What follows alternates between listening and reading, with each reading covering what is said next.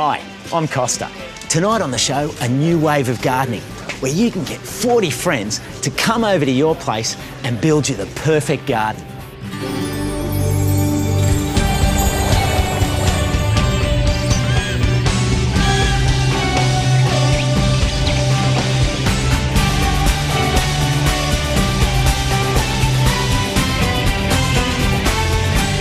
Tonight, the invention that you can use to build a garden anywhere. Look at all that rooftop expanse. Imagine if that could be green. The magical and tasty world of the Australian blueberry and the key things you'll need to know about installing a water tank at your house. The next and most important thing you have to do is get the water from your roof here.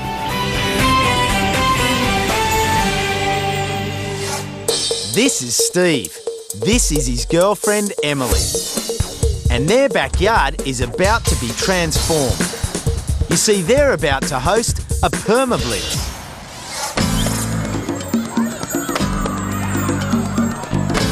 So Dan, what's a permablitz? A permablitz is a day on which a bunch of people rock up to someone's backyard and maybe their front yard, and in the course of a day, convert it into an edible space. So we're talking veggie gardens, maybe some chooks, an orchard.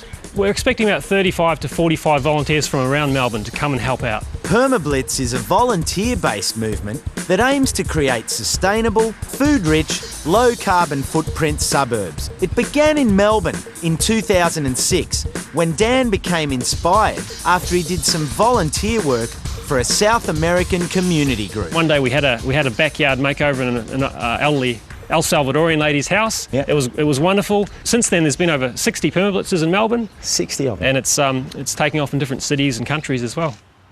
And if we run a path directly from the kitchen courtyard straight out to the orchard. The system is simple.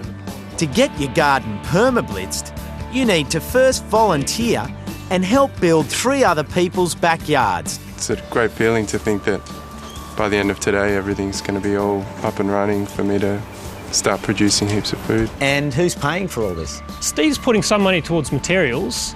All the labour's free, people are volunteering their time, and people are volunteering things like seedlings and compost and other bits and pieces. The garden that is going to be installed in Steve's backyard is based on the permaculture principle that every backyard should provide an abundance of edible foodstuffs and be in balance with the natural ecology. Therefore, by the end of today, Steve will have a garden filled with vegetables, a pond, a chicken house, and a fruit orchard. Welcome everybody to Permablitz number 62. Have a pretty action-packed day.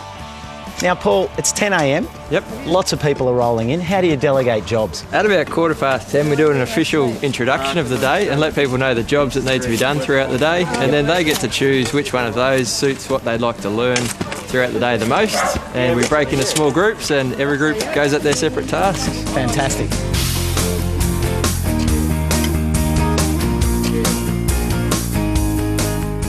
Okay, we're busy digging a trench here to go from the roof to a water tank that's going to be in the back corner of the garden. We've laid a black irrigation pipe. This will be connected to the tap on the tank, and the water will come down this, and then periodically every few metres along this pipe we've got a little T and an upright. So later on, Steve can put an irrigation system in, and all the major trenching and plumbing's all been done in one shot. Permablitz is a fantastic opportunity to get out on the weekend and do something that you wouldn't otherwise necessarily do and learn along the way. After a week sitting at a computer, it's really good to get behind a mattock, shovel a few bits and bobs and meet some wonderful people at the same time. Absolutely. Many hands make light work, and as you can see here, it's just going off. We've got the paths being dug out, all the grass is being raked up, and that's starting to take shape. Over here, the final touches to the trench are being done before that gets backfilled. This part here is the chicken pen. This is where the chickens are going to live in here, and there'll also be a run for them around the back, and this will be a wall that keeps them out of the veggie patch. Trees have been cut down to create some space, and up the back here, bricks are being stored and an area for compost is being created. It's just overwhelming to have 50 people in your backyard helping you. It's really good. I've found it really inspiring seeing this group of people who are behind PermaBlitz, watching the effect that they're having on people's lives. It's really, really great being around them. Still to come, you'll be able to pick up all sorts of hints and tips on how you can do this at your place.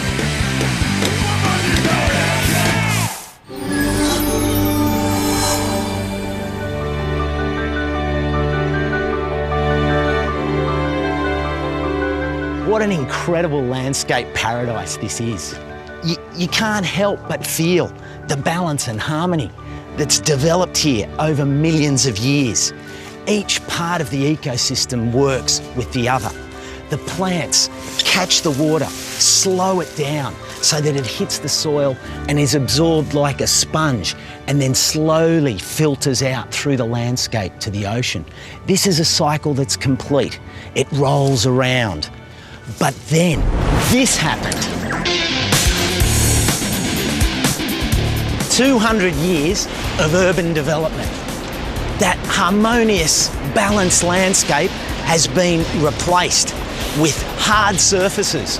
We've got rooftops, concrete, pavements, roads. The sponge that used to absorb all that water has been covered over, and now it runs into these drains and gets ricocheted away. One man, however, has a vision to re-green the city.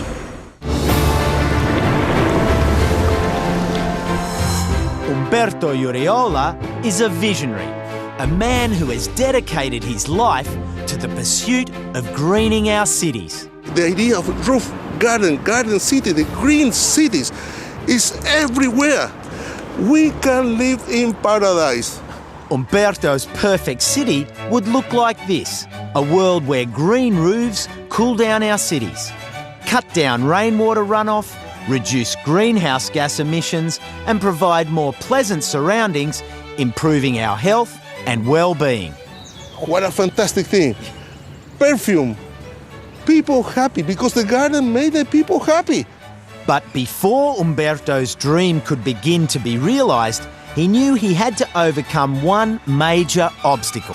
You see, traditionally, building gardens on rooftops or hard surfaces involved the use of large quantities of drainage materials that were both expensive and heavy. It can weigh up to tons and tons, thousands of kilos. But then, in a light bulb moment, Umberto had a vision in the middle of the night. I wake up and in a piece of paper, I drew very quickly this device. And the rest is history. The result of that vision is the revolutionary drainage cell, a lightweight, cost-effective drainage solution that allows gardens to be built on any surface. The Atlantis drainage cell is placed on top of a waterproof membrane. The plastic drainage cell is wrapped in a geotextile material, followed by a layer of river sand and finally the topsoil. The cells allow the water to purify and drain away slowly. So Umberto, all of this garden is on concrete slab? Absolutely. You can see the plant, how beautiful they grow here. Yeah? With very little maintenance, I will say. Because of the technology developed and realised by Umberto, we can now grow gardens anywhere and on any surface, including gardens in the sky. Matt, we're 28 levels above the Bradfield Highway here. Water in the background, water in the foreground. Fireworks in the sky at night. Yeah, it's perfect. Matt Cantwell is one of Australia's leading landscape designers, and he's responsible for the creation of this spectacular rooftop garden. The first thing that caught my eye when I came out was definitely this zoysia. Yeah, zoysia. It's a fantastic plant. You just want to lie in there. As impressive as this garden is, Matt wouldn't have been able to build anything on this space without Umberto's drainage system. So Matt, the planter box itself is not much more than 300 millimetres deep? Yeah, that's right. On the floor of each planter and on the walls we've got a drainage cell so that as soon as the water hits that, it disappears out of the base of the planter and then it falls through onto the existing floor waste systems to collect the runoff and for it to disappear. Now, most of us may not be able to afford a garden like this, but the good news is that the principles of this drainage system are the same up here as they are on a concrete slab at your place. But I tell you what, from this height, it does give Matt and I an opportunity to dream. It's a beautiful city. Look at all that rooftop expanse. Imagine if that could be green. And there's absolutely, no reason why with new buildings and many existing buildings we can't make that happen. Yeah. Next week, I'm going to show you how you can use Umberto's drainage system to create a garden in the middle of a concrete jungle.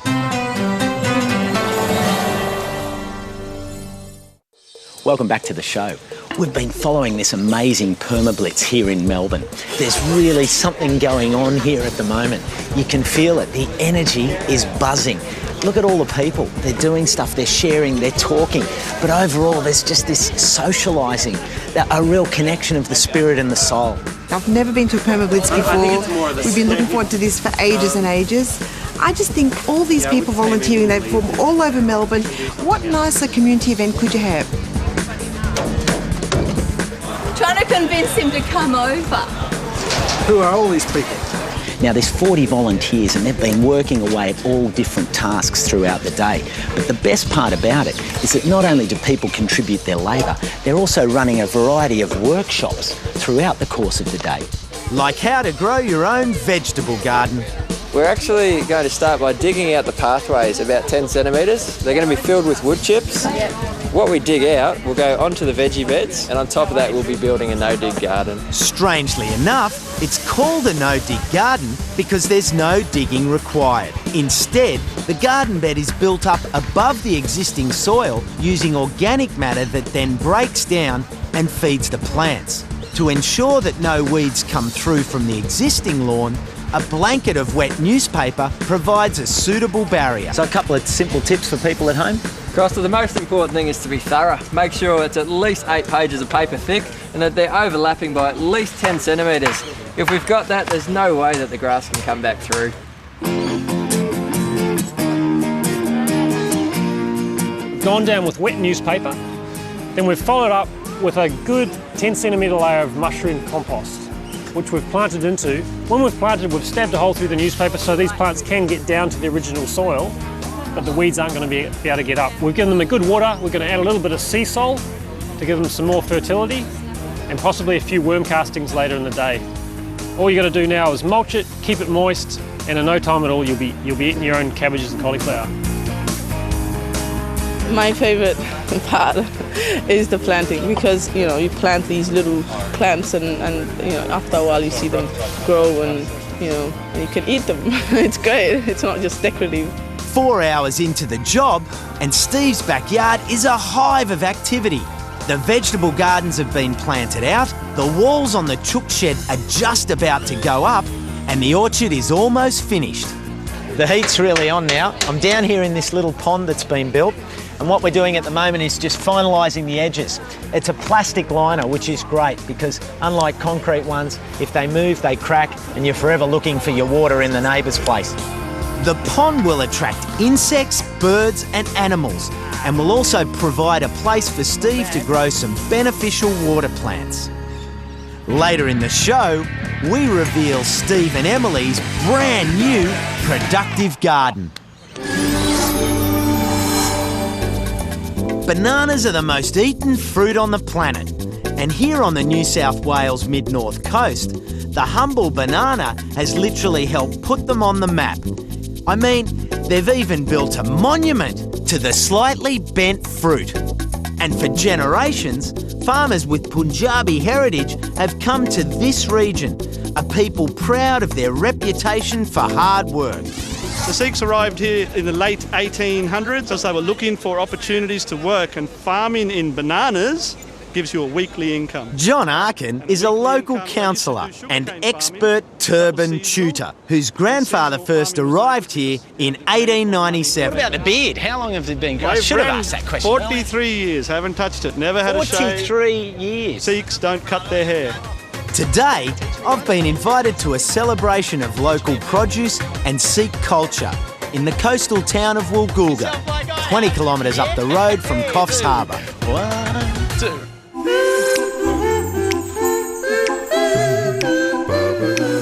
Woolgoolga has the largest Sikh community in Australia, and an amazing 90% of the local banana farms are owned by Sikhs. Before I get into the festivities, I want to learn how the locals are adapting to the changing landscape of the banana industry. Well, bananas, there's no future in bananas, I reckon, because it costs us between $10 and $11 to produce a carton, and we're getting $8 and $9 back for them, so we're putting money out of our pockets into them. That's why there's 5%. Bananas in Costa now, compared to 95 before. Sean Atwell's family has been growing bananas here for 5 generations, but lately, competition from Queensland growers who produce larger crops more cheaply has forced him to look for an alternative: the exquisite and exotic blueberry. Oh well, most of the Indians are going into blueberries. A lot easier work, good income off them. Better lifestyle as well, I suppose. It's not as dirty as bananas. So, there's a lot of things going for blueberries. The subtropical climate here in Woolgoolga is perfectly suited for growing these tasty little treats. So much so that this region is now the largest exporter of blueberries in Australia. Can I grow a bush like this at home? Anyone can grow one. Yeah? If you've got a well-drained pot, stick one in it and then water it every second day or third day, you'll be fine with it. Down at the Woolgoolga Curry Festival, it's a chance for the locals like Sean to show us what they really think of bananas in the annual Woolgoolga Banana Throwing Competition. Go! Whoa! Go! I think you're right, the round arm. The round arm, yeah. Round arm. Got the length. Well, what a great privilege it's been to come up to Woolgoolga to meet some of the Sikh community working the land here. These are farmers proud of their culture and heritage, who no doubt will continue to embrace the shift in focus from a yellow fruit to a blue one. But maybe it was all just meant to be.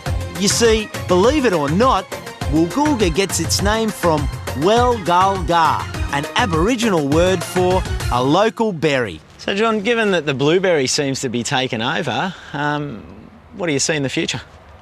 Well, bananas have been here for 40 odd years, like the big bananas there. It's an icon for Costa. But I think now we should put a big blueberry in as well.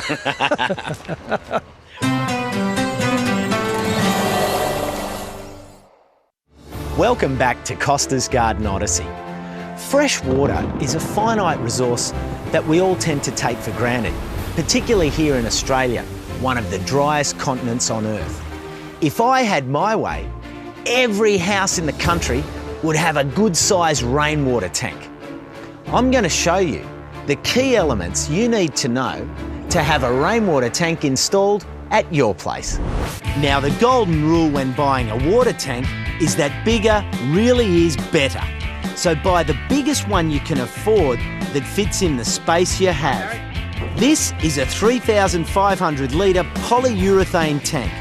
It will easily provide the water for a washing machine and a downstairs toilet.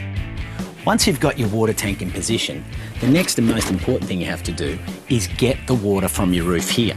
In this case, we've diverted 3 downpipes, one from the front, one from the side and one from right above the tank here. We've combined them and they're all coming in and feeding our tank with lots of water. The more pipes you have going in, the quicker your tank will refill.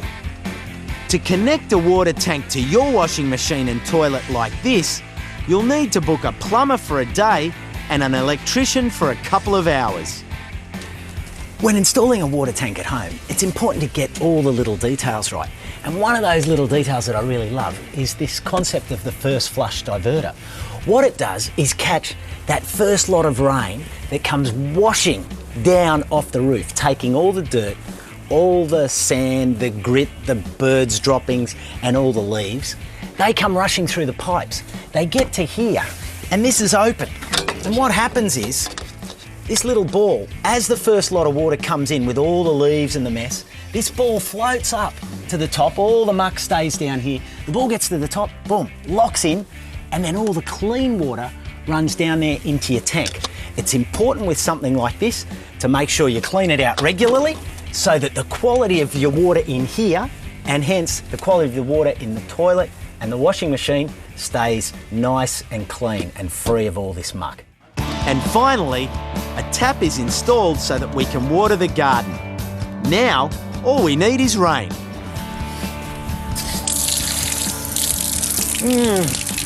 How good is that? Pure fresh rainwater stored in our tank on site to use wherever we like.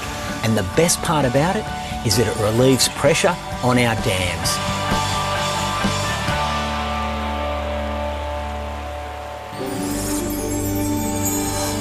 The Japanese have always had a great respect for and relationship with nature. In tonight's Zen Shed, we're going to explore the ancient Japanese flower art known as ikebana, a strict discipline where the object is to recreate nature in flowers.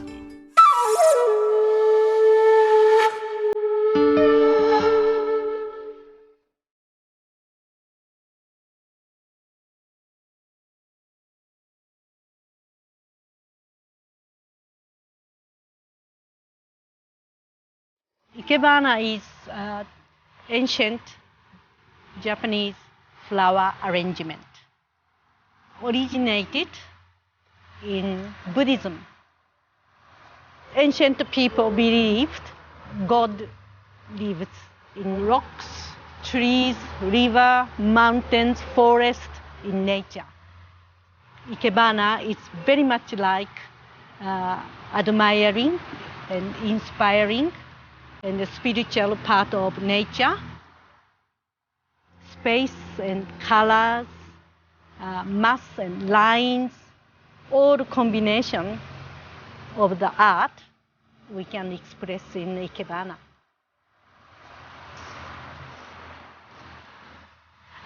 Always we consider the heaven lines, primary line, and then the secondary line is the express man, and the third line is the lowest branches, they express earth. So the heaven, earth, men are all uniformed and harmony and then balanced. We have to prepare our mind, ourselves. Therefore, mind start calming down.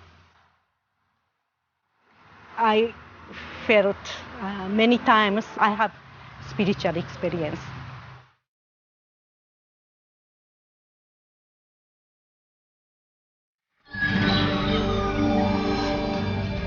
Back at Steve and Emily's Permablitz, a very important event is about to take place. After this great work, we shall release the lovely chickens. The chooks are Australorps crossed with Rhode Island Reds. They'll not only eat your food scraps, they'll lay about 250 eggs each per year. Well, the chickens have been released and they're getting to know their new 5-star hotel. The team's up there just going through a chicken workshop. But look at this place. When I was standing here this morning to what it is now. It's unbelievable. If you'd like to get involved in Permablitz, then check out our website for all the information. As I look around at all the faces, all these volunteers that have come together for this Permablitz Day, I can't help but feel as though I've been part of something really special. Thanks everyone for a wonderful day today. It's been a pleasure to be involved with this Permablitz, and we'll see you next week on the show. Next week on Costa's Garden Odyssey, a community garden bridging the cultural divide. This truly is a United Nations of gardening. How to turn an unloved corner into a leafy entertainment space. It'll spread itself over the pergola and create a great shade for the summer. And how to grow veggies that taste out of this world. That's amazing. That is like a time warp.